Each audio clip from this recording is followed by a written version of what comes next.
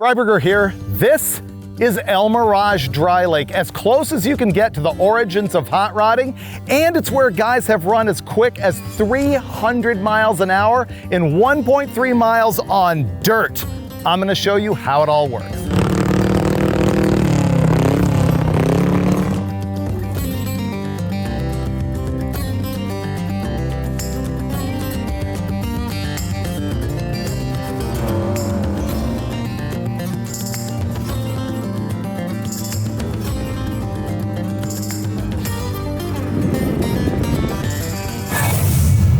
Loud and clear. El Mirage Dry Lake. This place is incredibly special to me because of the heritage of what has gone on here and because I love the land speed racing here. People are on a hunt for as fast as they can go in 1.3 miles on hard-packed dirt. It's been going on here since maybe as early as like the late 20s, definitely by the early to mid 30s. And it's really where hot rodding first became organized. Now, these days, there are cars that routinely run over 200 miles an hour here. I set a record at 208.791 miles an hour. I think the fastest record in history here is 313 miles an hour, but it's over 300, and guys have run 285, 290. It's incredible to even think about. Wrap your head around that. It's crazy. Once again, it's hard-packed silt. What I'm gonna do in this video is show you sort of the operations of how it works throughout the event that is sanctioned by the Southern California Timing Association. But first, let's get into the history that I love so much. The history has got to begin with the geography of this place because it's kind of mind-blowing. We are in the high desert of Southern California. It's the Mojave Desert. And El Mirage Dry Lake is a massive field of sediment. And during the winter, it gathers and it can get like this deep in water. And the wind and sun dries it and creates this hard-packed silt that isn't as smooth as you think it is, but it's smooth enough and flat enough to race on. But it's unbelievable to think that sometime in the late 20s or early 30s, a hot rodder out of LA discovered this place. And they also discovered other similar ones. There's Rosamond Dry Lake, there's Harper, there's Muroc, which they ran all the way up into the year 2000. So there were a number of these places where hot rodders from down in Los Angeles could come and honestly escape from the cops. See, hot rodding really began down in like Los Angeles, Compton, Gardena area. And even before they were called hot rods, they were called gow jobs. Guys were knocking the fenders off of like Model Ts, Model A Fords, 32 Fords, stuffing them all with flathead V8s, and they were street racing, but the police were after them. And so they made their way up here to race, and it was basically an outlaw scene. They would camp out, they would race like 3, 4, 5 cars side by side, and honestly, there was a lot of accidents at the time. And so the whole thing needed to become organized, and that happened around the end of 1937, probably at the instigation of Wally Parks, who was a member of the Roadrunners Club at the time, and who actually even cartooned the Roadrunners Club logo that's still used today. Even if it wasn't Wally's idea himself, it was certainly him and a group of other guys, maybe Ack Miller. Now, car clubs were the thing at the time. And so the Southern California Timing Association launched as a club of clubs, and they wanted to put together rules and classes to really make the racing here safer, more respectable, more organized, and have records that they were able to keep. It's really very important to me personally for the heritage of it because Hot Rod Magazine basically started here. I was the editor of Hot Rod for 12 years and a staffer for even longer than that. And while Hot Rod was literally founded in January of 1948 on the steps of the Los Angeles Armory, where founder Robert E. Peterson was selling the magazine right out in front of a car show, that car show was being operated by the SCTA, and the cars being shown were basically cars that raced right here, or at least on all of the dry lakes of Southern California. But in the first several years of Hot Rod, it was essentially coverage of what went on here at the dry lakes. So there's just so much heritage here, and I just can never get out of my mind this one photo of Hot Rod founder Robert E. Peterson standing right here, wearing a Hot Rod Magazine shirt, shooting a photo with that exact mountain or hill in the background. So that's kind of why I race here. This is just really where it all started, but it's still going. And so what I'm gonna do now is show you how it all works. Starting off with the fact that this is a complete volunteer run organization, and it is my turn to do my duty working patrol here. So let me go show you how that works.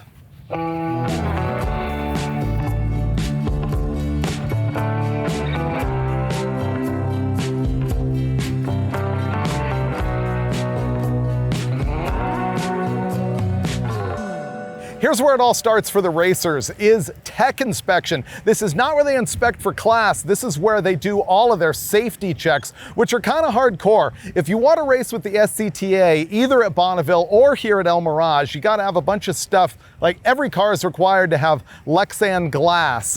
You got to have a fire system, a metal racing seat. If you're over 160 miles an hour, you need a parachute. And so it's really not that easy anymore to just take your street car or your basic muscle car and come out here and race. You'll see in tech inspection all the different classes line up at the same time. Every single vehicle has what they call a log book that travels with it forever. Like when you register your number, you get this log book, and that is it. And the tech inspectors will make notes in there so that if there's anything that needs to be fixed, they might give you a pass for this meet, but they remember and make sure that it gets fixed next time. The last thing that happens in tech inspection for new drivers, for rookies, or for new cars is they make you do a bailout. What that means is you completely strap in the car with all of your racing suit on, the whole car locked down just like it was about to go down the track, and then they give you a boom and you got to get out of the car in a certain amount of time. You have to get out in, I think, 30 seconds. Typically, I can do it in like 10 to 15 seconds. And the reason that's critical is if your car's on fire, you gotta know how to get out. You also have to be able to close your eyes and know where everything is in the car so that you can reach it if you're upside down or full of smoke or full of dust and that type of thing. The last thing I'll point out about the tech inspection at these places at either Bonneville or El Mirage is that fire thing. They're really, really careful about that. And so they will make sure that your firewall is completely sealed. Any hole in the firewall becomes a blowtorch when the engine's on fire in front of you and you're going 200 miles an hour and the fire comes through that hole. And at 200 miles an hour, it takes a long time to stop. So you're gonna be a crispy critter if you don't have that handled. Anyway, that is tech inspection. This car back here is a D street roadster, D like Delta, and that is the engine classification, and it means that the engine is between 261 and 305.99 cubic inches. Street roadster is the most limited roadster class out here. One of the ways to identify them is the little half rear fenders that are on there, because in the other roadster classes, which are roadster and modified roadster, guys just don't run fenders, so that's the dead giveaway.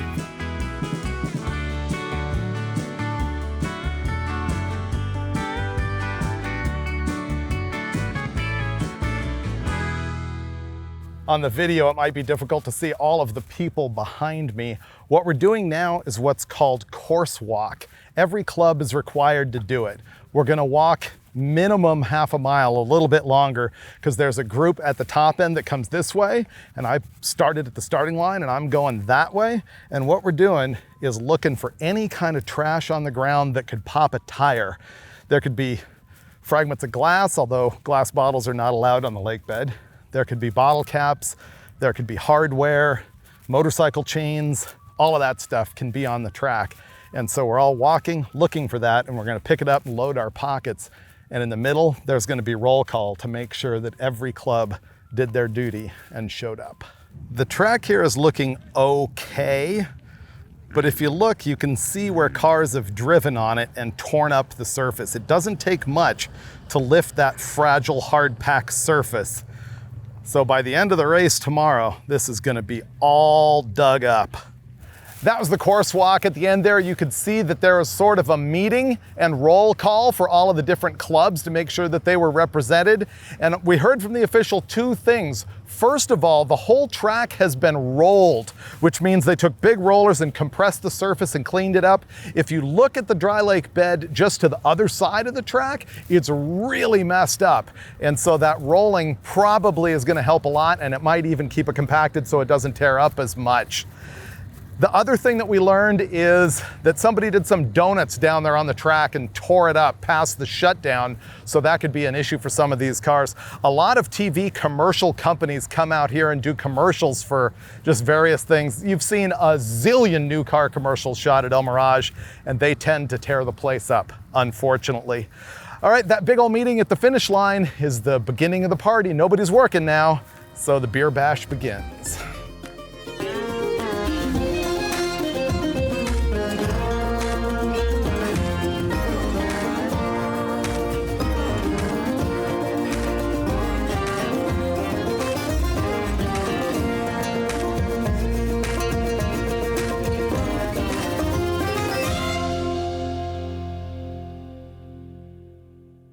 And now it's 6 a.m. Would have been a great night, except for there's like some side-by-side people over there cranking dance music or electronics or whatever it's called all night long. All right, time to get up and get ready for a patrol meeting. It's just about 7 a.m. and I'm heading over to what we call the patrol meeting. This entire operation, both here at El Mirage and at Bonneville, are run by volunteers. Nobody's getting paid.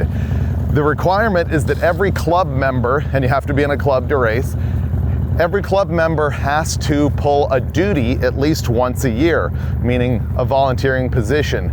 And so before I can show you the cars and the staging lanes and how everything works, I have to go pull my duty, which is going to be called patrol. I'll explain that once we get out here, and maybe you'll hear the guy talking about it. The vehicle crosses the course. Do not chase it. Notify the tower. The tower is in control of the vent.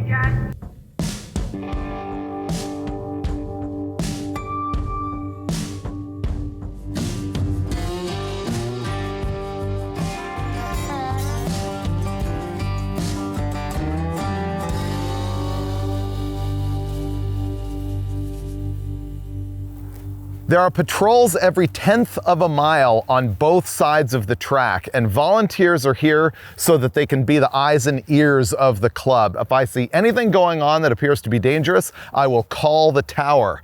I'm just past the finish line here, and so I'm going to be looking for cars spinning out. I'm going to be looking for parachutes are not out. Parachutes sometimes fall off cars. A long time ago, I had a kid ride across the track on a quad. I want to call that in and alert them to it. I have my bucket here, which is fire gloves, bolt cutters, fire extinguisher. If anything happens to me right here, then I'll be involved in that situation. Otherwise, I'm just calling it in. So the day is basically standing here and watching race cars go by. I'm roughly a 1/4 mile from the action here, so you don't see a whole lot. And the reason they do that is you don't want cars spinning into you. The other thing I'm noticing here is that right where I am parked, there are a bunch of donut marks from somebody who was spinning donuts when the lake bed was a little bit wet, and that will stay there and be a problem for quite a long time. The big deal at El Mirage is that race cars cannot go what we call out the back door. If they go past the cones, past the end of the track at the end of the finish line, they go into BLM land. People are still out here riding motorcycles and stuff, and it is bad. And you get punished if you go out the back door. You lose points for your club. You don't get to race the rest of the year. There's all kinds of things that happen. It's the worst thing you can do. So we'll be keeping our eye on that too. One of the big deals out here is wind. Today is a remarkably calm day. If you look at my balloon here that's hanging off my cone, you can see that it's hanging almost straight up and down. That is kind of hard to believe. Sometimes the wind out here will get so bad that you get dust storms that you cannot see 5 feet. It is really bad. Sometimes we'll get a tailwind. We call that El Mirage horsepower. It helps you go faster. And the other thing that can happen is if you get a crosswind that is between 12 and 15 miles an hour, they tend to stop the meet at that point just because the handling of the cars gets a little dangerous.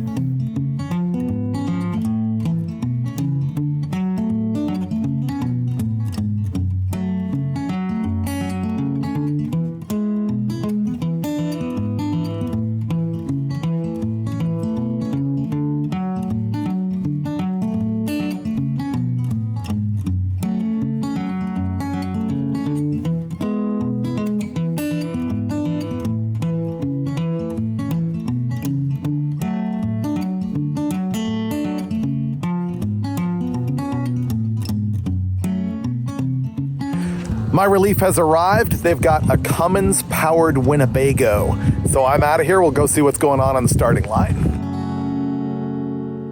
Now I'm up at the starting line, or more accurately, the staging lanes. You can see racers lining up behind me. Here's how that works at El Mirage. They call groups by number, and the number that you get correlates to the points you had in the last season. This is different than Bonneville, where there are no points. At El Mirage, you get points for setting records, or you get performance points, you get points just for showing up. So the more points you have, the earlier in line you get to run. And the benefit of that is that the track won't be all torn up when you get your opportunity to go. So they'll call them by group until they've got all of the cars that have run, and then they'll start again at the beginning so that everybody gets more than one shot at getting this done. There is also a 200-mile-an-hour lane for cars that are capable of going 200 here at El Mirage. There's also a rookie lane, and believe it or not, this 65 Corvette right here is in the rookie lane. He brought it out to Bonneville this year, but didn't run it because it was all slushy, and now he's here trying to make it happen at El Mirage. This car here is a C-Gas Lakester. Lakester means that it is a completely hand-fabricated car, no production sheet metal on it, and it has open wheels. A Streamliner is completely fabricated but has enclosed wheels. This one is made out of the belly tank of a P-38 aircraft from World War II. Bill Burke was the guy who first figured that out way back in the day. Bill Burke out of Burbank, California, built the first belly tank Lakester, or they were called Streamliners back then, and there's a ton of them still out here at El Mirage. Here we have a gas modified roadster. Obviously that means he's running on gasoline. Modified roadster means it has to have a production body aft of the firewall, but they can stretch it out and make it aerodynamic in the nose. So it's much looser aerodynamically than the regular roadster category. And over here, another belly tank. Many of these belly tanks now are fiberglass reproductions instead of the original P-38s. This one's out of Utah, and it runs a home-built flathead Ford. It is an XF, which means flathead Ford, and that is gas Lakester. There's two belly tanks there side by side. How cool is that? This purple one has been 189 miles an hour, naturally aspirated at Bonneville. Here comes a street roadster class car, C being the engine category and STR being street roadster. Remember I told you that the fenders on the back of it are the giveaway for street roadster? This one is going to be a 33 or 34 Ford. There are pickup truck classes at both El Mirage and Bonneville. This one is a C engine. It is a blown gas modified mini pickup. Actually, they call the class mid and mini pickup. Unfortunately, the Dodge Dakota has got to run with the mini pickup, so it's not as aerodynamically advantageous because it's a larger vehicle, but you see a lot of them running out here. This one is an H blown gas mid mini pickup. This thing holds a ton of records out of the White Goose Bar where I was hanging out last night. It is a little VW Rabbit pickup. This looks like a modified sports right here. Yes, it is a C Fuel modified sports. In modified sports, you have to have a stock production sports car aft of the firewall, but you are allowed to chop the top, as you can see here on this Datsun 240, 260, 280Z.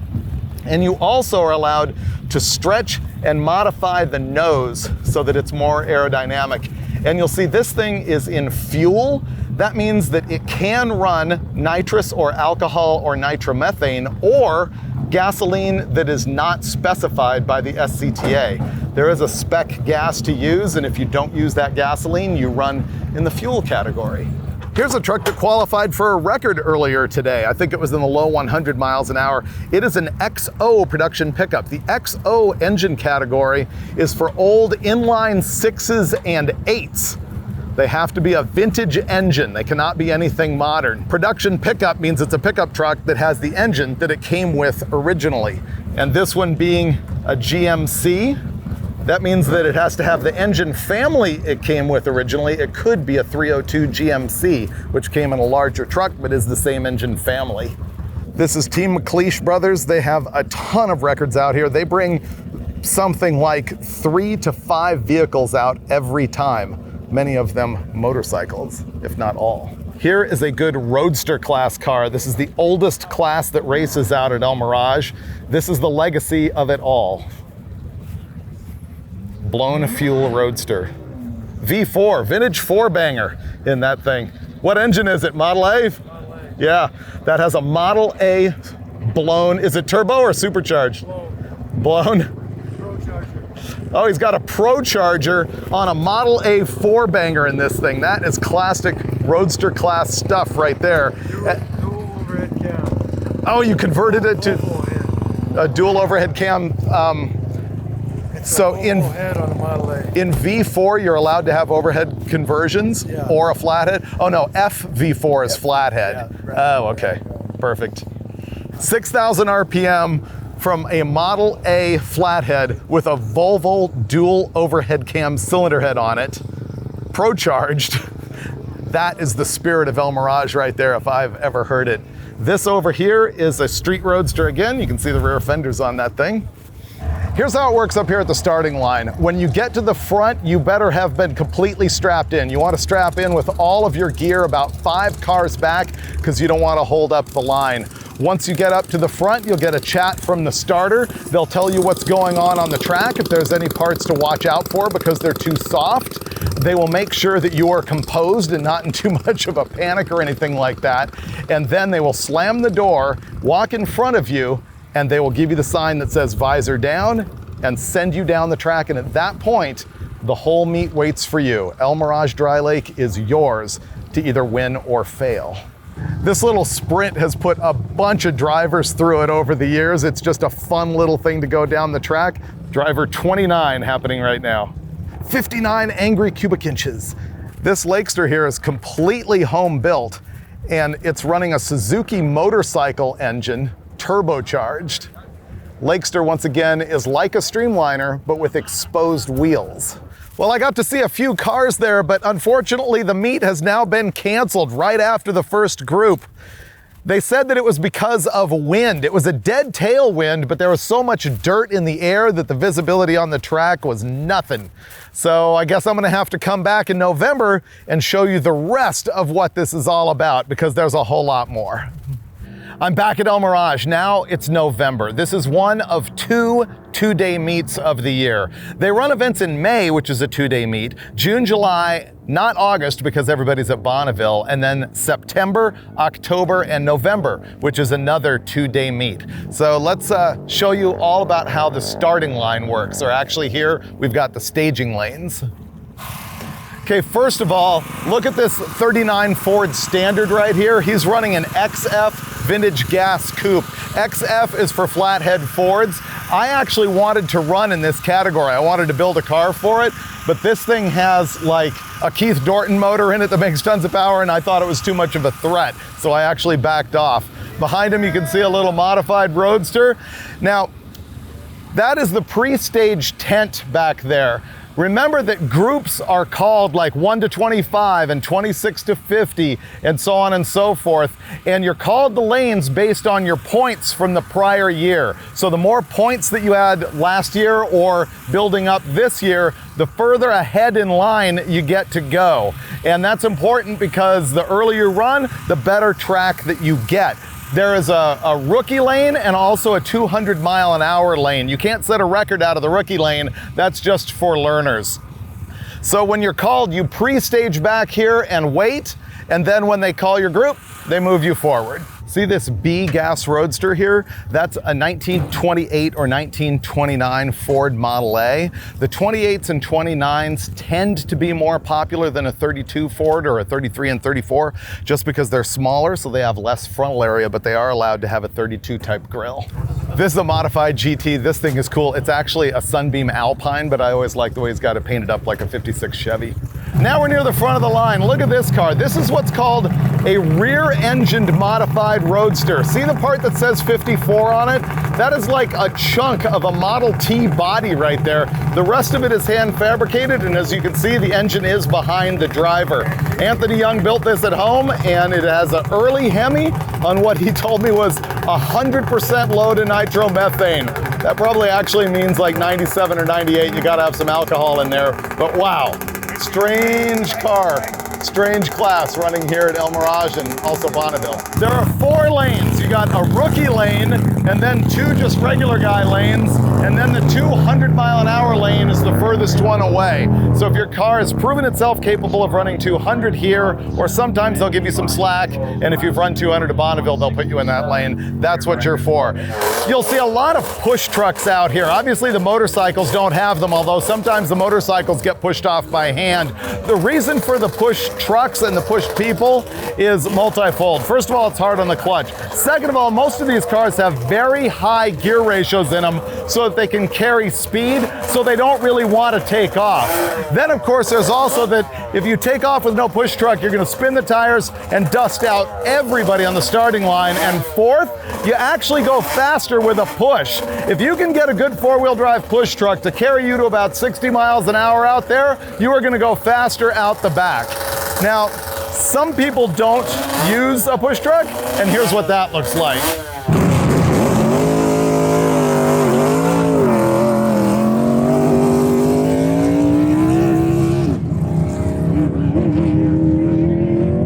Back here on the line, you've got an XF Lakester, the little belly tank, and then there's a modified Sports. One thing to think about on the push trucks is a lot of people who are rookies will spin the car right off the push truck. The push trucks typically have a piece of wood on the front of them, and the race cars sometimes have one stick on them like this. So when they push, it's easy for them to push the car sideways, and that spins the truck. Other vehicles will have 2 push points or a flat thing so that there's more contact, so that when it's pushing, the race car can't go side to side. This is a little tiny motorcycle class. Listen to that thing. Little 2-stroker.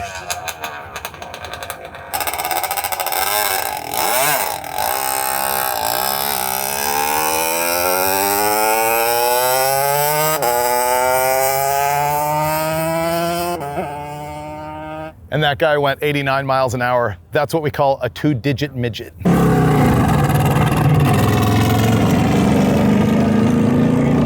You can see that the crowd is dying down. There's still a big line up here. That truck right there is a modified diesel truck. Look how it's got the engine in the back and it's all stretched out and everything. I'm not a very good diesel guy, but I think that's a big GMC. Let's go up to the finish line or past the finish line, and I'm going to show you the routine when the cars come to a stop. Now we're at the top end of the racetrack, past the finish line, and this is where all of the race cars turn out. As you go through the finish line, if you're on fire or having any kind of difficulty, you turn out to the right, and at that point, they roll emergency crews. They'll be on you like that. If you're all okay, you turn out to the left, but you do want to make sure to stay on the inside of the cones. Race cars are not allowed to go outside this line of cones. Furthermore, race cars cannot drive anywhere but the race course, so you have to have a helper and a tow vehicle because you can only drive when you're on the track. That's an insurance rule. And your crew is going to have to come pick you up here at the finish line. You can see this Streamliner is getting picked up by a special trailer that will carry it. You'll see a lot of cars that end up getting towed back. Now, the other thing that happens right here is that an official will probably come check on you when you stop. Typically, they'll give you your speed. And the final thing is, if your speed has exceeded an existing record, then you qualify for a new record if you meet the minimum for a record. And when that happens, you have 1 hour to get back down to the impound area where they check you all out and make sure you're legal. Let's go look at impound. This is the impound area. You can see they don't have any customers here. They told me they did have at least 2 or 3 cars earlier in the day. And here's sort of how this works. Once you get your official time slip, you have 1 hour to report here to impound. And you come back here and you can see there's a couple blue tarps on the ground. I should mention every car here needs to be tarped in their pit area so they're not dropping fluids on the ground. So they park you on those tarps and they will check you for class. They'll use a pump on your engine to determine how big your engine is. is to make sure that it falls in those guidelines. They will also check all your body requirements to make sure you fit the class that you set the record in. When I set the record here in our Camaro, there was something that was iffy about our hood scoop, and they measured it and they're like, okay, well, you're off by this much. Depending on the interpretation of the rules, fix it next time, but we were able to get our record.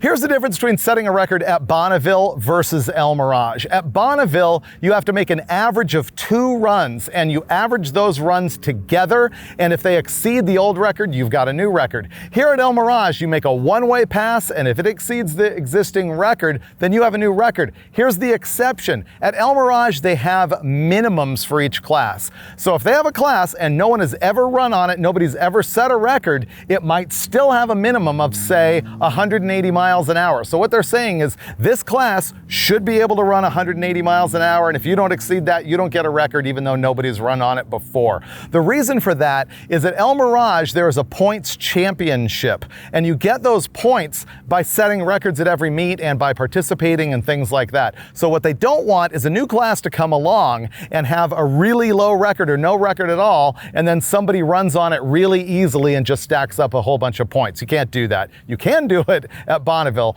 but not at El Mirage. So that's what goes on here at Impound, and if you end up here at the end of your day at El Mirage, you have had a really good day, unless you get thrown out for a tech violation. There are sort of the basics about what goes on for land speed racing at El Mirage. There's a lot more like tribal knowledge, but those highlights will definitely get you started.